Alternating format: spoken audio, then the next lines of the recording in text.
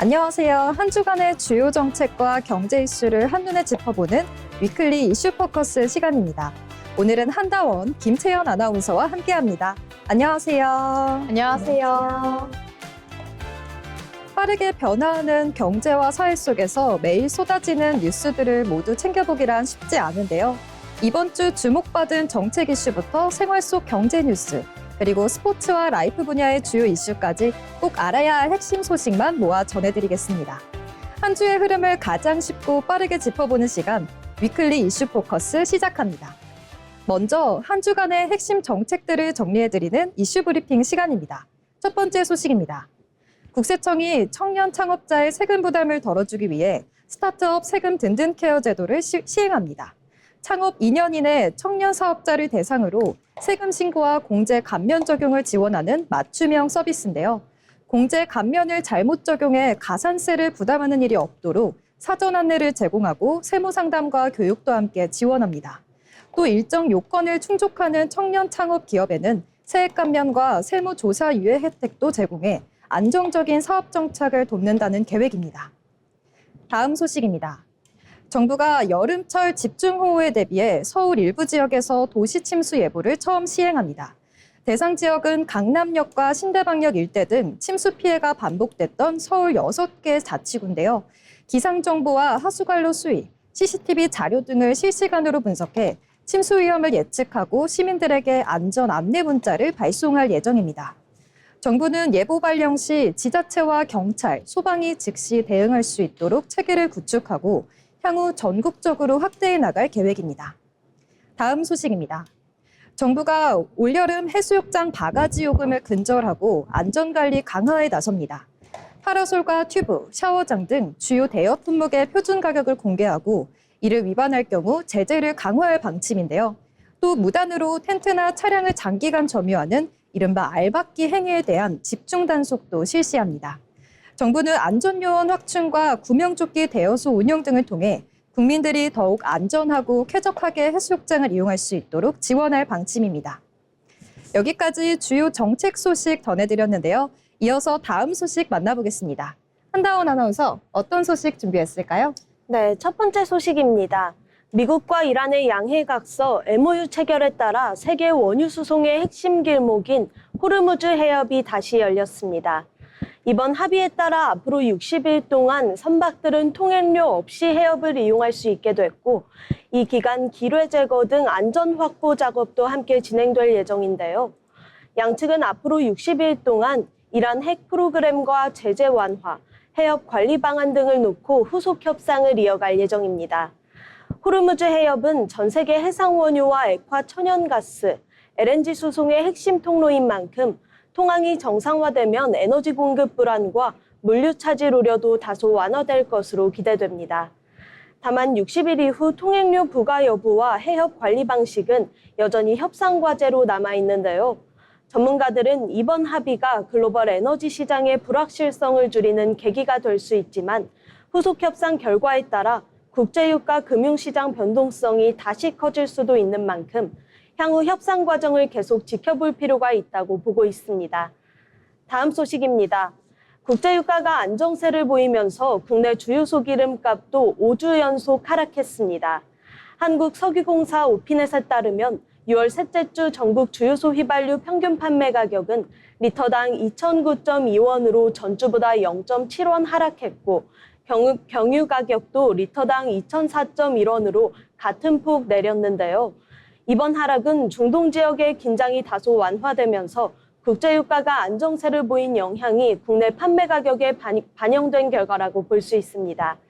다만 중동 정세는 여전히 변수로 남아있어 국제유가가 다시 상승할 가능성도 배제할 수 없는 상황입니다.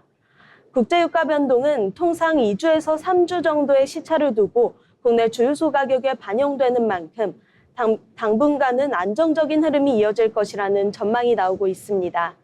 정부도 국제유가와 중동 정세를 면밀히 점검하며 에너지 수급 상황을 지속적으로 관리한다는 방침입니다. 특히 여름 휴가철을 앞두고 유가 흐름이 소비자들의 교통비 부담에도 영향을 미칠 것으로 보여 향후 국제유가 추이에 관심이 모아지고 있습니다. 지금까지 이슈 브리핑이었습니다. 네, 국제유가와 국내 기름값 흐름까지 살펴봤습니다. 이어서 김채연 아나운서 어떤 소식 준비하셨을까요? 네, 첫 번째 소식입니다. 정부가 소상공인 금융 지원의 핵심 수단인 지역 신용 보증 제도를 전면 개편합니다.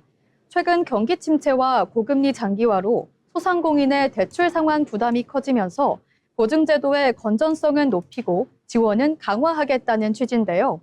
정부는 앞으로 보증 비율 100%인 전액 보증을 원칙적으로 제한하고 보증 심사 체계도 보다 정교하게 개선할 계획입니다.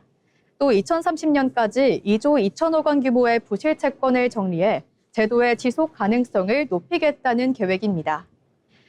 한편 신용 취약 소상공인과 인구 감소 지역 소상공인을 대상으로는 1,700억 원 규모의 특례 보증을 공급하고 재난 피해 소상공인 지원도 확대할 예정입니다.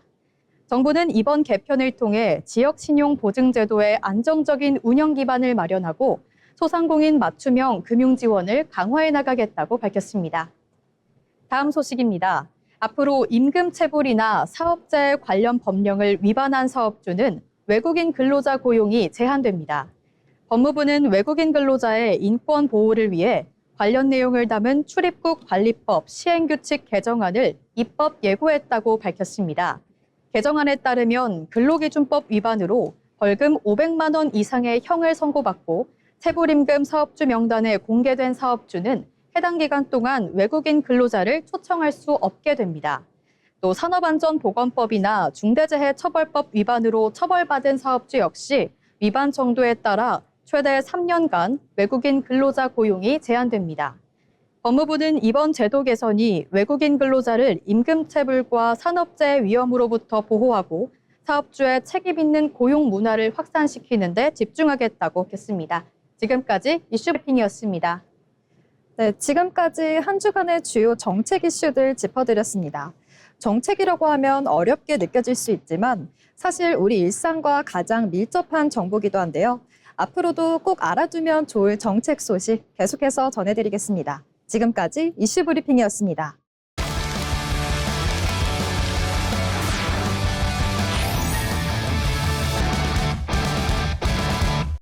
이번 시간은 우리의 미래를 바꾸는 산업들을 탐구하는 산업백과 시간입니다. 한다원 아나운서, 오늘은 어떤 산업 준비하셨을까요? 네, 오늘은 우주 쓰레기 산업 소식입니다. 인공위성이 늘어나면서 우주도 점점 붐비고 있습니다. 하지만 우주 개발이 활발해질수록 또 하나의 문제가 커지고 있는데요. 바로 임무를 마친 인공위성과 로켓잔에 각종 파편으로 생겨난 우주 쓰레기입니다. 이제는 우주를 탐사하는 것을 넘어 우주를 안전하게 관리하는 산업까지 주목받고 있는데요. 오늘 산업백과에서는 새로운 미래 산업으로 떠오르고 있는 우주 쓰레기 산업에 대해 알아보겠습니다. 우주 쓰레기 산업은 지구 궤도에 떠다니는 폐인공위성과 로켓잔에 금속 파편 등을 추적하고 제거하거나 충돌을 예방하는 기술과 서비스를 말합니다. 현재 지구 궤도에는 임무를 마친 인공위성과 로켓 부품, 충돌로 생긴 파편 등이 끊임없이 증가하고 있는데요. 이러한 우주 쓰레기는 초속 수 킬로미터 이상의 빠른 속도로 움직이기 때문에 작은 파편 하나만으로도 인공위성이나 우주선에 큰 피해를 줄 수 있습니다. 이에 따라 우주 환경을 안전하게 유지하기 위한 새로운 산업이 빠르게 성장하고 있습니다. 우주 쓰레기 산업이 주목받는 가장 큰 이유는 민간 우주 시대가 본격화되고 있기 때문입니다. 최근 통신과 인터넷, 기상 관측 등을 위한 인공위성 발사가 크게 늘어나면서 지구 저궤도는 점점 더 복잡해지고 있는데요. 특히 스페이스X의 스타링크처럼 수천 개의 위성을 운영하는 프로젝트가 확대되면서 충돌 위험도 함께 커지고 있습니다. 만약 인공위성끼리 충돌이 발생하면 수많은 파편이 생겨 또 다른 충돌을 일으키는 캐슬러 증후군이 발생할 수 있다는 우려도 나오고 있습니다. 시장 조사 업체들은 우주 경제가 빠르게 성장하면서 우주 쓰레기 제거 시장도 함께 확대될 것이라고 전망하고 있습니다. 현재는 정부와 우주기관 중심의 사업이 대부분이지만 앞으로는 민간 기업들의 참여도 더욱 활발해질 것으로 보고 있는데요. 특히 위성 서비스가 늘어날수록 우주 교통 관리와 파편 제거 기술의 중요성도 함께 커질 것으로 보고 있습니다. 대표적으로 일본의 아스트로스 K는 폐 인공위성을 직접 포획해 제거하는 기술을 개발하고 있으며 유럽 우주국과 미국 항공우주국, 나사도 우주 쓰레기 제거 프로젝트를 추진하고 있습니다. 국내에서도 한국 항공우주원을 중심으로 우주 감시와 우주물체 추적 기술 개발이 진행되고 있으며 민간 우주기업들도 관련 기술 확보에 나서고 있습니다. 전문가들은 앞으로 우주 쓰레기 제거 기술이 위성 발사만큼 중요한 산업으로 자리 잡을 것이라고 전망하고 있습니다. 인공위성이 늘어날수록 안전한 우주 환경을 유지하는 것이 필수 과제가 되기 때문인데요. 향후에는 로봇팔이나 그물, 자석 등을 이용해 우주 쓰레기를 직접 회수하거나 파편의 궤도를 변경하는 다양한 기술도 상용화될 것으로 기대됩니다. 다만 높은 개발 비용과 국제 협력, 우주물체의 소유권 등은 해결해야 할 과제로 남아 있습니다. 우주를 개발하는 시대를 넘어 이제는 우주를 안전하게 관리하는 시대가 열리고 있습니다. 우주 쓰레기 산업은 지속 가능한 우주 개발을 위한 핵심 기술이자 앞으로 우주 경제를 뒷받침할 새로운 성장 산업으로 주목받고 있습니다. 지금까지 산업백과였습니다. 이제는 우주를 개발하는 것을 넘어 관리하는 시대가 열리고 있는데요. 우주 쓰레기 문제를 해결하기 위한 기술과 산업이 새로운 성장 분야로 주목받고 있습니다. 이어서 정확한 데이터로 트렌드를 짚어보는 데이터픽 시간입니다. 김하영 아나운서가 전해드립니다. 숫자로 트렌드를 짚어보는 데이터픽 시간입니다. 예전에는 해외 직구라고 하면 아마존이나 일본 쇼핑몰을 떠올리는 분들이 많았습니다. 국내보다 저렴하게 브랜드 제품을 살 수 있다는 점 때문에 해외 직구 시장은 꾸준히 커져 왔는데요. 그런데 최근 해외 직구 시장의 중심축이 바뀌고 있습니다. 미국 직구는 줄고 중국 플랫폼을 통한 초저가 직구가 빠르게 자리를 넓히고 있는 겁니다. 오늘 데이터픽에서는 알리익스프레스와 테무로 대표되는 중국 플랫폼의 공습을 숫자로 살펴보겠습니다. 먼저 전체 시장 규모부터 보겠습니다. 통계청에 따르면 2024년 온라인 해외 직접 구매액은 7조 9,583억 원으로 1년 전보다 19.1% 증가했습니다. 해외 직구 시장 자체는 여전히 커지고 있는 건데요. 하지만 국가별로 나눠보면 흐름은 뚜렷하게 갈립니다. 중국 직구액은 4조 7,772억 원으로 전년보다 48%나 늘었습니다. 전체 해외 직구액의 약 60%가 중국에서 나온 겁니다. 반면 미국 직구액은 1조 6,873억 원으로 1년 전보다 8.9% 줄었습니다. 과거 해외 직구의 대표 국가였던 미국은 줄고 중국이 그 자리를 빠르게 차지하고 있는 거죠. 이 흐름은 최근까지도 계속되고 있습니다. 2025년 1분기 온라인 해외 직접 구매액은 1조 9,551억 원이었는데 이 가운데 중국은 1조 2,205억 원을 차지했습니다. 비중으로 보면 62%가 넘습니다. 이어 2026년 1분기에도 전체 해외 직구액은 1조 9,789억 원, 이 중 중국은 1조 2,276억 원으로 집계됐습니다. 해외 직구 10건 중 상당수가 중국 플랫폼을 통해 이뤄지는 구조가 굳어지고 있는 셈입니다. 소비자들이 중국 플랫폼으로 몰리는 가장 큰 이유는 가격입니다. 알리익스프레스와 테무에서는 생활용품, 전자기기 액세서리, 의류 잡화 등을 몇천 원대에 구매할 수 있습니다. 무료 배송과 할인 쿠폰, 초저가 특가를 앞세우면서 소비자들의 진입 장벽도 낮습니다. 앱 이용자 수에서도 변화가 확인됩니다.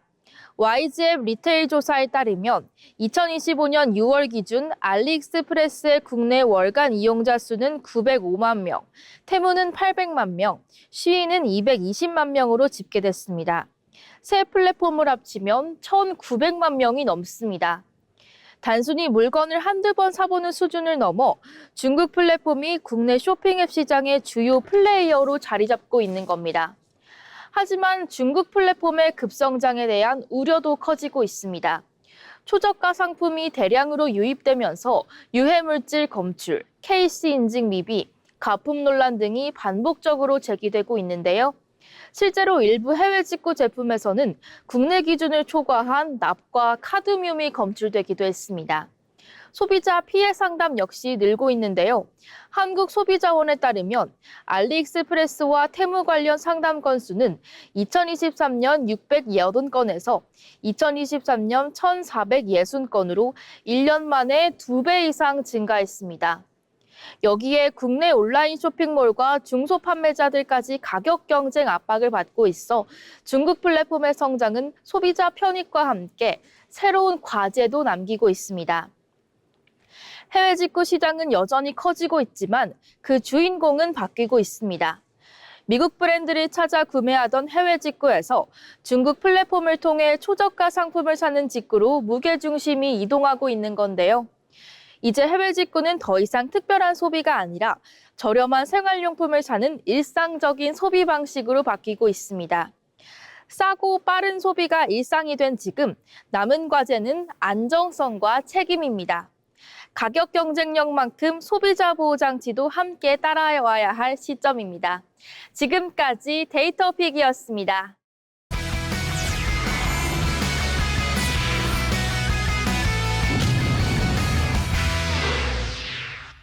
이번 시간은 세상을 바꾸는 기술의 흐름을 짚어드리는 테크노트 시간입니다. 김채연 아나운서, 오늘 어떤 소식 준비하셨을까요? 네, 오늘 소개해드릴 기술은 스마트폰 이후에 차세대 컴퓨팅 플랫폼으로 주목받고 있는 AI 스마트 글래스입니다. 스마트폰은 지난 20여 년간 우리의 일상을 바꾼 대표적인 개인용 기기였는데요. 최근 생성형 AI가 빠르게 발전하면서 업계에서는 스마트폰 다음 시대를 이끌 새로운 디바이스에 주목하고 있습니다. 그 중심에 있는 것이 바로 AI가 탑재된 스마트 글래스와 AI 웨어러블 기기입니다. 최근 퀄컴은 이러한 시장 변화에 맞춰서 AI 웨어러블 생태계와 차세대 XR 플랫폼을 공개하면서 미래 컴퓨팅 시장 선점에 나섰습니다. 먼저 이해해야 할 개념이 있습니다. 바로 XR, 우리말로는 확장 현실인데요.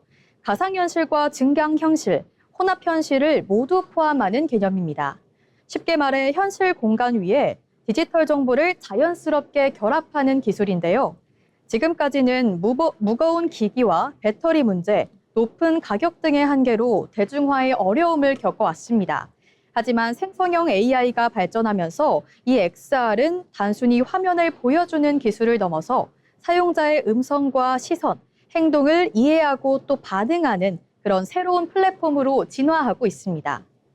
이번에 퀄컴이 공개한 기술의 핵심은 AI를 기기 안에서 직접 실행하는 온디바이스 AI에 있습니다.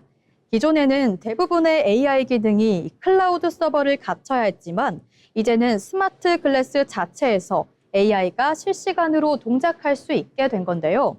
예를 들어 사용자가 길을 걷다가 건물을 바라보면 AI가 관련 정보를 알려주고 외국인을 만나면 실시간 번역을 제공하며 필요한 정보를 즉시 검색해서 보여주는 것도 가능합니다. 특히 퀄컴은 다양한 기업들이 AI 웨어러블 기기를 보다 쉽게 개발할 수 있도록 하드웨어와 소프트웨어를 통합한 플랫폼도 함께 공개했는데요. 이를 통해 스마트 글래스와 AI 웨어러블 시장의 성장 속도도 역시 더욱 빨라질 것으로 보입니다. 업계에서는 이번 발표를 스마트폰 이후 차세대 플랫폼 경쟁의 신호탄으로 보고 있습니다.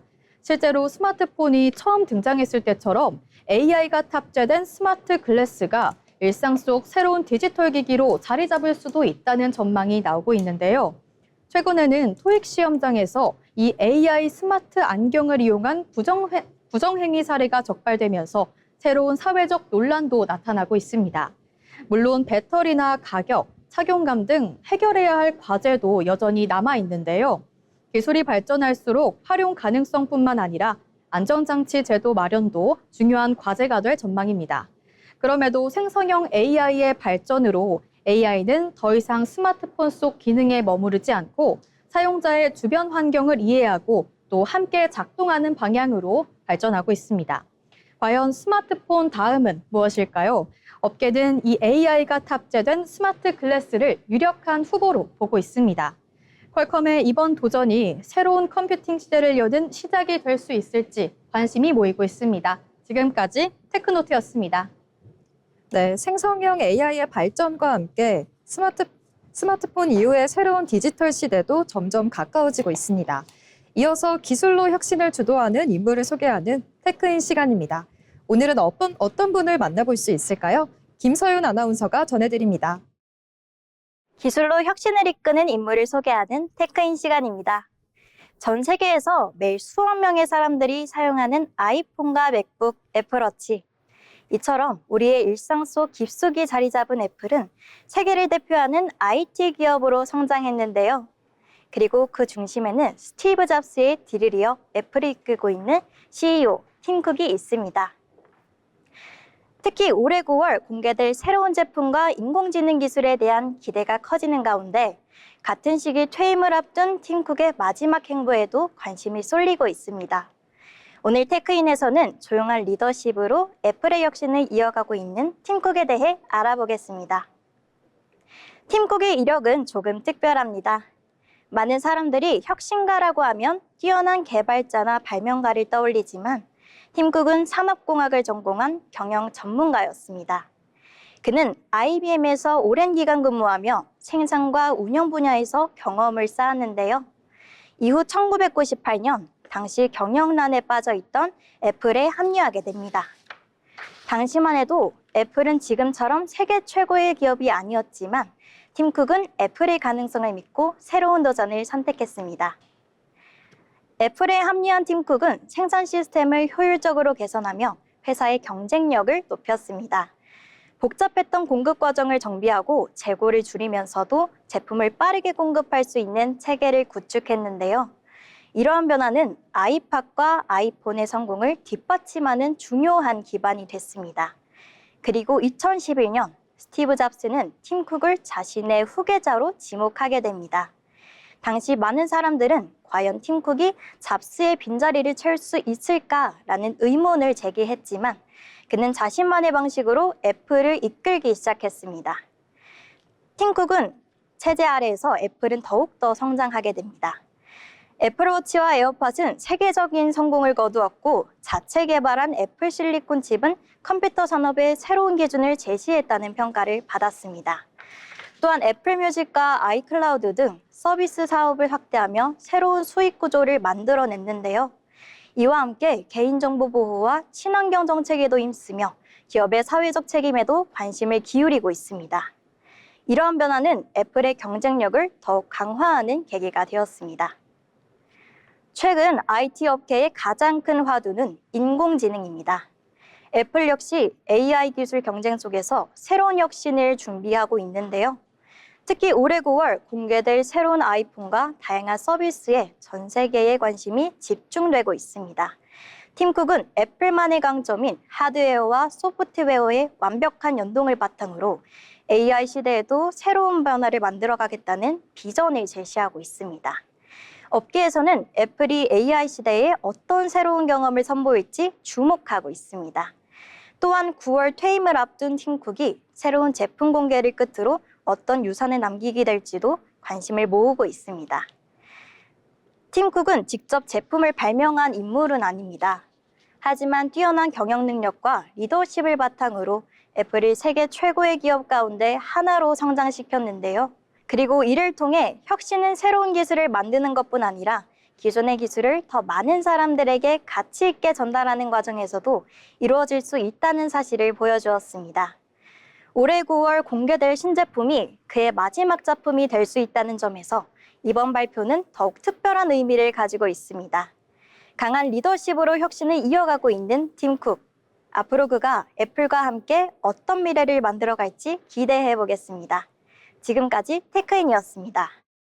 네, 한 사람의 생각과 선택이 때로는 한 기업을 바꾸고 더 나아가 우리의 일상까지 변화시키기도 합니다. 오늘 살펴본 팀 쿡의 이야기처럼 기술의 가치는 결국 사람을 향할 때 더욱 빛을 발하는데요. 앞으로도 테크인에서는 우리 삶을 바꿀 수 있는 혁신가들을 계속해서 소개해드리겠습니다. 지금까지 테크인이었습니다.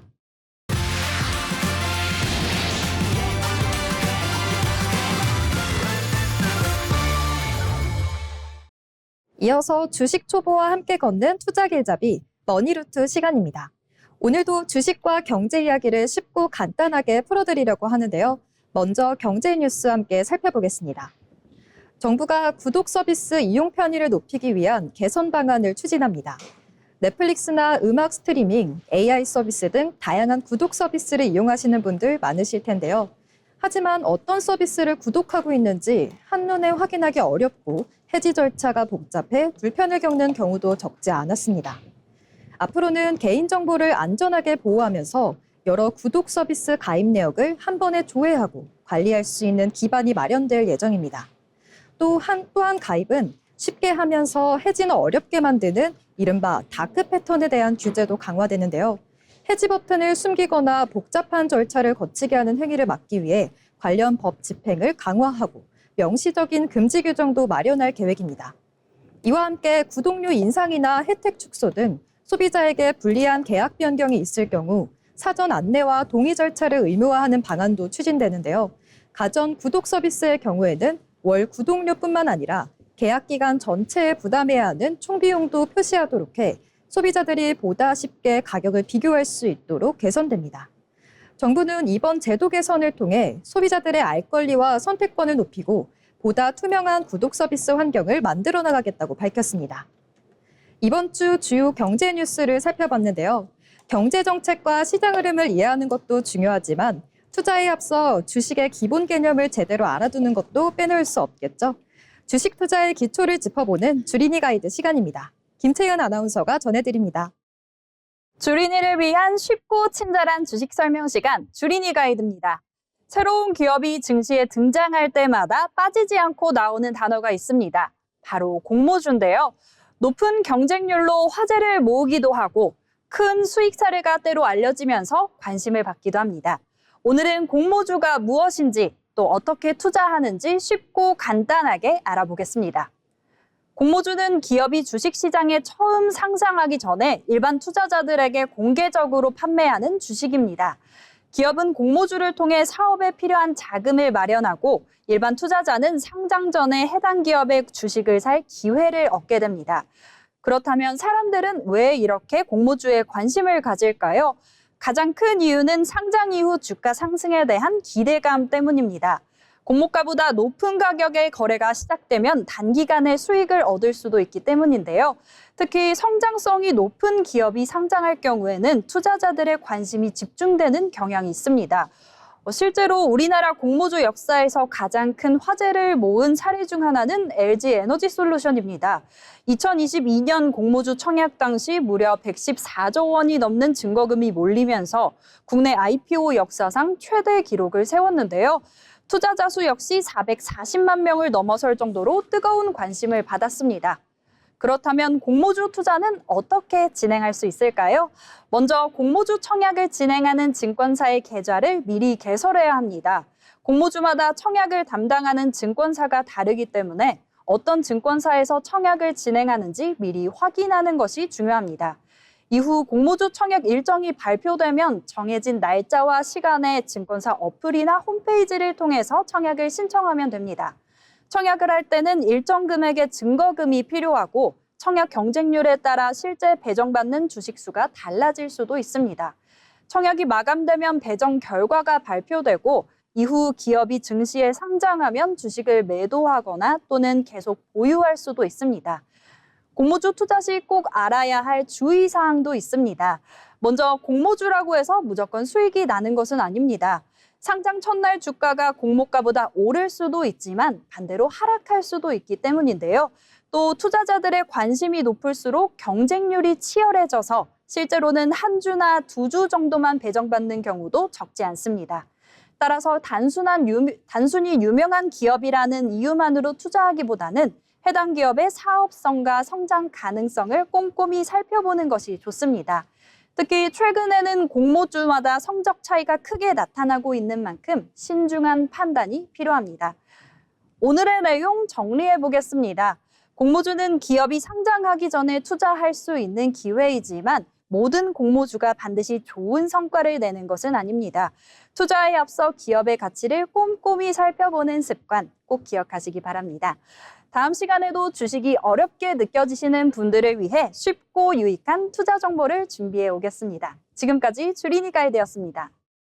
네, 이렇게 투자에 앞서 알아두면 좋은 개념들을 주린이 가이드에서 함께 살펴봤는데요. 계속해서 저희와 함께 하시면서 투자의 기초 차근차근 쌓아가시면 좋을 것 같습니다. 이어서 코스피에 상장된 기업을 분석해보는 코스피 가이드 시간입니다. 한다원 아나운서, 오늘 어떤 기업 준비하셨을까요? 네, 오늘 코스피 가이드에서는 AI 시대의 숨은 수혜주로 떠오르고 있는 삼성전기 알아보겠습니다. 삼성전기는 스마트폰 카메라와 전자부품을 만드는 기업으로 잘 알려져 있는데요. 최근에는 AI 서버에 들어가는 핵심 부품 공급 기업으로 새롭게 주목받고 있습니다. AI 산업이 빠르게 성장하면서 데이터 센터와 AI 서버 투자도 크게 늘어나고 있는데요. AI 산업보다 일반 서버보다 훨씬 많은 고성능 전자부품이 필요합니다. 그중에서도 전기를 안정적으로 공급하는 MLCC, 적층 세라믹 콘덴서의 중요성이 커지고 있습니다. 오늘은 AI 시대에 왜 삼성전기가 새로운 수혜주로 꼽히는지 함께 알아보겠습니다. MLCC는 전자기기 안에서 전기를 저장하고 안정적으로 공급하는 초소형 부품입니다.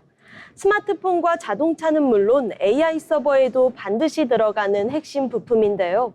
특히 AI 서버는 일반 PC보다 연산량과 전력 사용량이 훨씬 많기 때문에 더 많은 MLCC가 필요합니다. AI 반도체가 안정적으로 작동하려면 전력 공급 역시 매우 정밀해야 하기 때문입니다.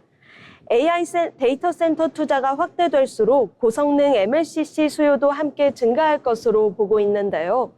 삼성전기는 고용량 고내압 MLCC 분야에서 세계 최고 수준의 기술력을 보유하고 있습니다. 특히 AI 서버와 전장용 MLCC 시장 확대에 맞춰 생산 능력을 꾸준히 늘리고 있는데요. 최근에는 기존 스마트폰 중심에서 AI 서버와 산업용 시장으로 사업 영역도 빠르게 확대하고 있습니다. AI 서버용 MLCC는 일반 IT 제품보다 기술 난도가 높고 수익성도 높은 제품으로 평가받고 있습니다.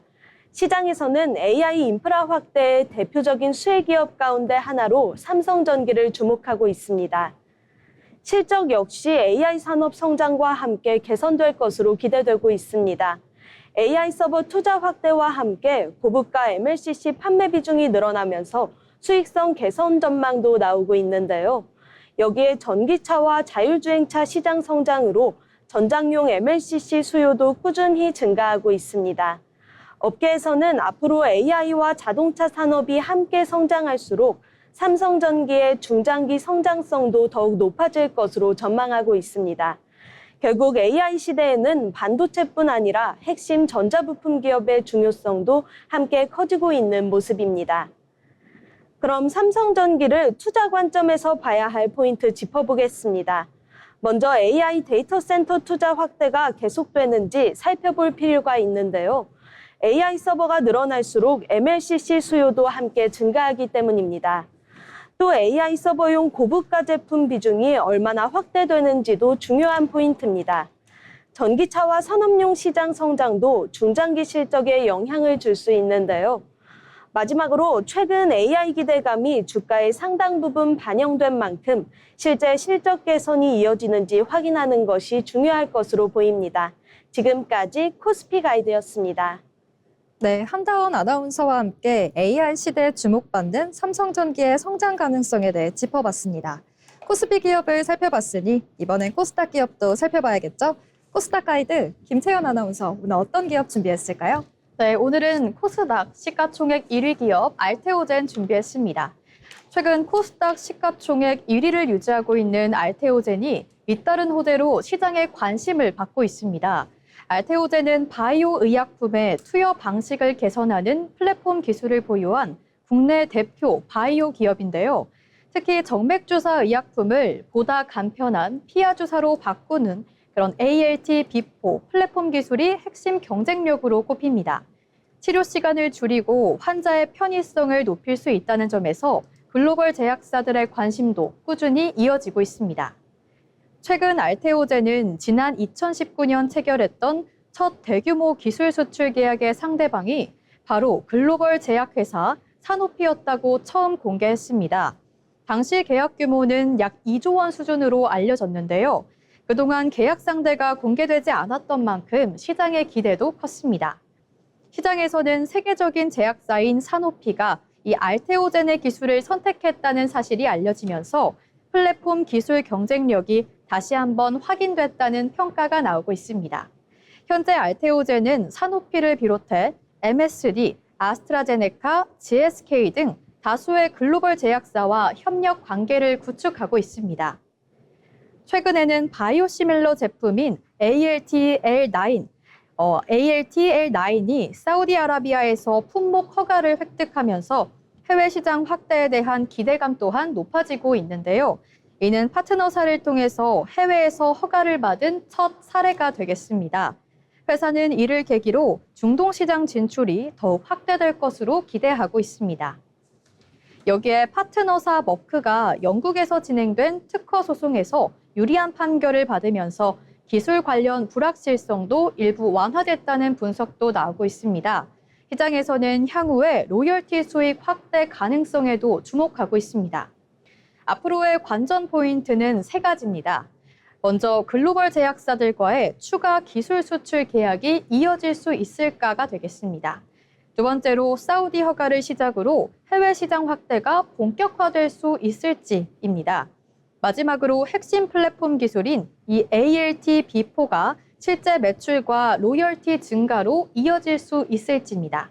시장 전문가들은 알테오젠의 핵심 투자 포인트가 코스피 이전 상장 여부보다는 플랫폼 기술을 기반으로 한 실적 성장에 있다고 평가하고 있습니다. 산호피와 MSD 등 글로벌 빅파마의 선택을 받은 이 알테오젠, 플랫폼 기술 경쟁력을 바탕으로 성장세를 이어가고 있는데요. 글로벌 시장 확대와 기술 상용화가 앞으로 어떤 성과로 이어질 수 있을지 시장에 관심이 모이고 있습니다. 지금까지 코스닥 가이드였습니다. 네, 글로벌 제약사들의 선택을 받은 알테오젠의 성장 스토리까지 함께 살펴봤습니다. 투자에서는 기업의 기술력과 성장성을 꼼꼼히 살펴보는 것이 무엇보다 중요하겠죠? 이것으로 오늘의 머니루트를 마치겠습니다. 이어서 일상 속 유용한 정보를 전해드리는 라이프 플러스 시간입니다. 김혜인 아나운서가 전해드립니다. 우리가 놓치기 쉬운 일상 속 법률 정보를 쏙쏙 알려드리는 라이프 플러스 시간입니다. 여러분, 인터넷으로 옷을 샀는데 마음에 안 들어서 환불하려고 보니 흰옷 세일 상품은 교환 및 환불 불가라는 규정 보신 적 있으신가요? 혹은 큰 마음 먹고 1년치를 끊어둔 헬스장을 이사 때문에 그만둬야 하는데 할인가로 결제하셨기 때문에 환불을 불가합니다 라는 답변 들으신 적 있으신가요? 그래서 눈물을 머금고 돌아가신 분들 많으실 겁니다. 일상에서 우리가 정말 자주 겪는 일이지만 법을 잘 모른다는 이유로 내 돈을 손해보는 경우가 참 많습니다. 그래서 오늘 라이프 플러스에서는 알면 돈이 되고 모르면 손해보는 일상 속 환불 규정의 진실에 대해서 파헤쳐 보겠습니다. 첫 번째 진실입니다. 온라인 쇼핑몰에서 흔히 볼 수 있는 흰옷, 니트류, 세일 상품 환불 불가 규정. 과연 법적으로 효력이 있을까요? 정답은 아닙니다. 우리나라 전자상거래법에 따르면 소비자는 물건을 받은 날로부터 7일 이내라면 단순 변심으로도 무조건 환불을 받을 수 있습니다. 판매자가 미리 환불 불가라고 고지했더라도 소용없습니다. 법 위에 판매자의 규정이 우선하기 때문이죠. 단 예외는 있습니다. 화장품 얼룩이나 향수 냄새 등으로 물건이 훼손됐거나 상품의 태그를 제거해서 새 상품으로서의 가치가 떨어졌을 때는 이 부분이 어렵습니다. 즉 태그를 떼지 않고 입어본 상태라면 당당하게 환불을 요구하셔도 좋습니다. 두 번째는 정말 많은 분들이 소가리를 하시는 헬스장이나 필라테스 환불 문제입니다. 이벤트 특가로 계약해서 환불이 어렵다는 말 들어보셨죠? 그렇지만 이 역시 방문 판매법에 따라 언제든지 계약을 해지할 수 있습니다. 법적으로 정해진 위약금 기준은 명확합니다. 내가 이용한 일수만큼의 금액과 총 금액에서의 10% 위약금을 지불한 뒤라면 나머지 금액은 돌려받으실 수 있습니다. 계약서에 환불 불가라고 서명했더라도 소비자를 부당하게 올가매는 약관은 무효 처리되니 걱정하지 않으셔도 됩니다. 그렇다면 판매자가 끝까지 우긴다면 우리는 어떻게 해야 할까요? 감정적으로 다투실 필요 전혀 없습니다. 가장 빠르고 확실한 해결책은 한국소비자원 국번 없이 1372, 국번 없이 1372의 피해 구제를 신청하시는 겁니다. 이때 가장 중요한 것은 통화녹음이나 결제 영수증 같은 증거입니다. 특히 결제하실 때 신용카드 할부로 결제를 하신다면 문제가 생겼을 때 카드사에 할부 항변권을 신청하실 수 있습니다. 그래서 이를 신청하게 되면 할부금 결제를 멈출 수 있는 강력한 방어 수단이 생기게 됩니다. 그래서 이 점 꼭 기억하시면 좋겠습니다. 법은 권리 위에 잠자는 자를 보호하지 않는다는 말이 있죠. 아는 만큼 내 지갑을 지킬 수 있습니다. 오늘 알려드린 당당한 소비자 권리 꼭 기억하셔서 앞으로의 억울한 일에서 손해보시는 일 없으시길 바라겠습니다. 네, 앞으로 똑똑한 소비 생활 하시길 바라겠습니다. 지금까지 라이프 플러스였습니다. 네, 오늘은 일상 속에서 놓치기 쉬운 소비자 권리와 환불 규정에 대해 알아봤는데요. 아는 만큼 내 권리를 지킬 수 있다는 점 꼭 기억하시기 바랍니다. 이어서 스포츠 소식입니다. 이름은 낯설지만 한 번 보면 눈을 뗄 수 없는 스포츠가 있는데요. 화려한 공중 액션이 매력적인 세팍타크로 이야기, 스포츠 프리즘에서 만나보시죠. 최진영 아나운서가 전해드립니다. 스포츠 프리즘입니다. 여러분은 네트를 사이에 두고 양쪽 코트에서 경기하는 종목하면 무엇이 떠오르시나요? 배구, 테니스, 배드민턴, 다양한 종목이 머릿속에 떠오르실 텐데요. 이와 같은 네트형 스포츠지만 손도, 라켓도 사용하지 않는 아주 독특한 스포츠가 있다고 합니다. 바로 발로 하는 배구라고도 불리는 세팍타크로인데요. 오늘 스포츠 프리즘에서는 화려한 기술과 박진감 넘치는 플레이를 특징으로 하는 세팍타크로에 대해 알려드리겠습니다. 세팍타크로, 이름부터 참 특이하죠. 세팍타크로는 발로 차다라는 뜻의 말레이어 세팍과 공이라는 뜻의 태국어 타크로가 합쳐진 이름입니다. 이름에서 알 수 있듯 세팍타크로는 동남아에서 기원한 스포츠입니다. 세팍타크로의 정확한 기원 연도는 알 수 없지만 15세기경 말레이시아 지역의 궁정에서 처음 시작된 공놀이가 시초로 알려져 있는데요. 당시에는 지금과 같은 네트형 스포츠가 아니라 여러 사람이 원을 만들어 등나무로 만든 공을 떨어뜨리지 않고 발로 차는 놀이였다고 합니다. 세팍타크로가 지금과 같은 형태가 된 것은 비교적 최근입니다. 1940년대에 들어 태국과 말레이시아에서 배구의 영향을 받아 세팍타크로 경기에 네트를 설치하고 점수제를 도입한 건데요. 하지만 당시까지는 나라별로 통일된 규칙이 정립되지 않아 국제 경기에서 문제가 생겼고 1960년대에 동남아 국가들이 모여 통일된 규칙을 만들면서 현대 세팍타크로가 탄생합니다. 그렇다면 세팍타크로는 어떤 규칙으로 진행되는 걸까요? 세팍타크로는 한 팀당 3명의 선수가 네트를 사이에 두고 경기를 하는 네트형 스포츠입니다. 세팍타크로의 가장 독특한 특징은 축구와 배구가 결합된 듯한 규칙을 가지고 있다는 건데요. 축구와 마찬가지로 손과 팔을 사용할 수 없고 배구와 비슷하게 한 팀은 최대 3번까지 공터치가 가능하며 상대 코트에 공을 떨어뜨리면 득점이 됩니다. 세팍타크로 역시 다른 네트형 스포츠와 마찬가지로 세트제로 운영됩니다. 한 세트당 점수는 21점으로 2선승제로 진행되는데요. 듀스가 나오는 경우를 제외하면 21점을 먼저 얻은 팀이 한 세트를 가져가게 됩니다. 세팍타크로의 또 다른 특징은 바로 화려한 움직임입니다. 손을 사용하지 못한다는 종목의 특성상 발을 이용한 화려한 기술들이 많이 나오기 때문인데요. 특히 몸을 뒤집으며 공중에 떠서 공을 발로 강하게 때려내는 공중제비 스파이크는 세팍타크로를 더욱 화려하게 만드는 기술입니다. 마치 무술 영화를 보는 듯한 다양한 공중 동작들 역시 세팍타크로를 보는 재미를 한층 높이는데요. 몸을 던지는 다양한 동작과 탁구 못지않은 빠른 랠리는 경기의 박진감을 높이는 요소입니다. 이처럼 생소하지만 매력적인 스포츠인 세팍타크로, 현재 국제적인 위상은 어느 정도일까요? 세팍타크로의 세계적인 위상은 아직 제한적이지만 아시아에서의 위상은 빠르게 올라가고 있습니다.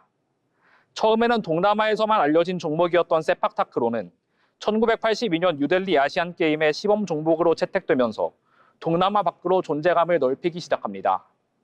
그 후 1990년 베이징 아시안게임에서 정식 종목으로 승격된 뒤 현재까지 아시아 대표 스포츠 위상을 이어오고 있습니다. 동남아에서 기원한 스포츠답게 세팍타크로는 전통적으로 동남아 국가들이 강세를 보이고 있습니다. 특히 태국과 말레이시아는 이 종목의 전통 강호로 아시안게임에서도 꾸준히 좋은 성적을 거두고 있습니다.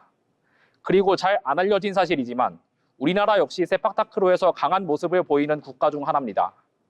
세계선수권 우승 경력이 있을 뿐만 아니라 아시안게임에서도 금메달을 딴 적이 있을 만큼 꾸준히 상위권의 자리를 잡고 있는데요. 특히 남자 쿼드 대표팀의 경우 세계선수권에서 2연패를 기록한 적이 있을 정도로 세계 정상급 기량을 선보이고 있습니다. 대한세팍타크로협회 회장은 세팍타크로는 비인기 종목이 아닌 비인지 종목이라는 말을 했습니다. 이처럼 아시아에서의 위상은 점점 올라가고 있지만 우리나라를 비롯해 세계적으로는 많이 알려지지 않은 것이 현재 세팍타크로가 처한 현실인데요. 동작이 화려하고 박진감이 넘쳐 보는 재미가 있는 스포츠인 만큼 올해 열리는 아시안게임에서는 세팍타크로 경기에도 관심을 가져보는 것이 어떨까요? 대한민국 세팍타크로 대표팀의 아시안게임 선전을 기원하며 지금까지 스포츠 프리즘이었습니다.